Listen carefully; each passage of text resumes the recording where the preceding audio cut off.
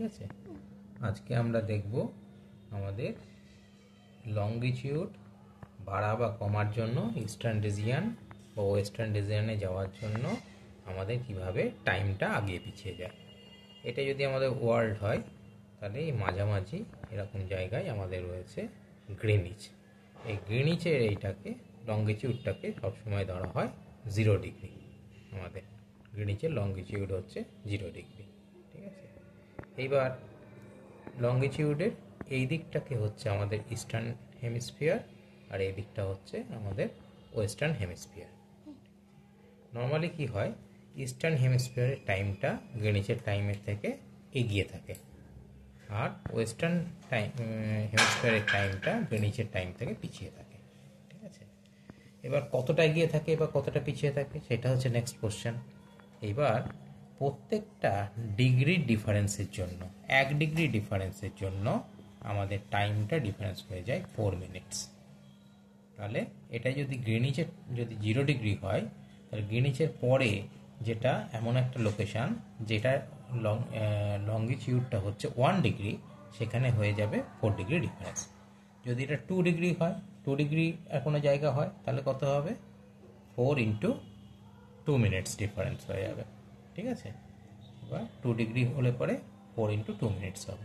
এবার এইটা যদি 10 ডিগ্রি হয় তাহলে কি হবে, 10 ইন্টু 2 মিনিটস ডিফারেন্স হয়ে যাবে।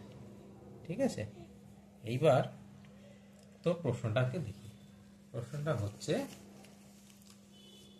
If it is 12 known at Greenwich which has 0 degree longitude, what will be the time at a place located at 30 degree east longitude?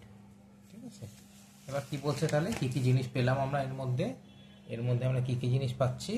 আমরা একটা প্রথমে পেলাম গ্রিনিচের লংগিটিউডটা পেলাম। গ্রিনিচের লংগিটিউড এটা হচ্ছে 0 ডিগ্রি আর সেখানে টাইমিংটা হচ্ছে 12 নোন।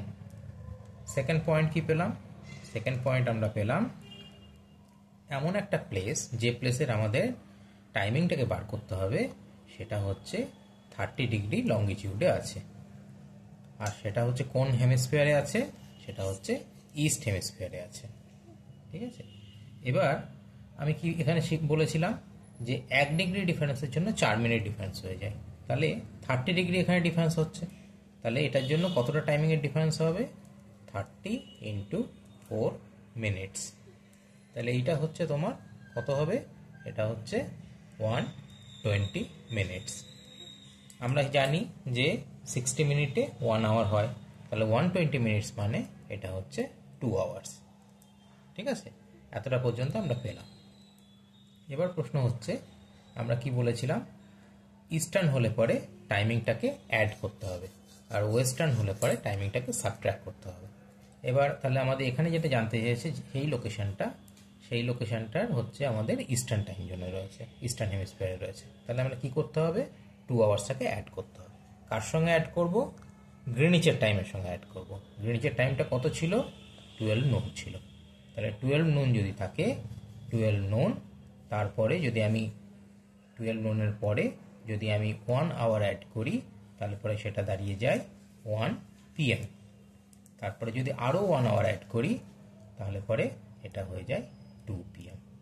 তাহলে প্রবলেমটা আনসার হবে, এটা হচ্ছে 2 আওয়ার্স আমরা এটা অ্যাড করলাম আর এই 2 আওয়ার্সটা আসলো আমার এখান থেকে।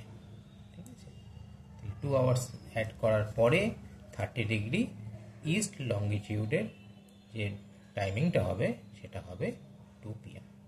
বুঝা গেল?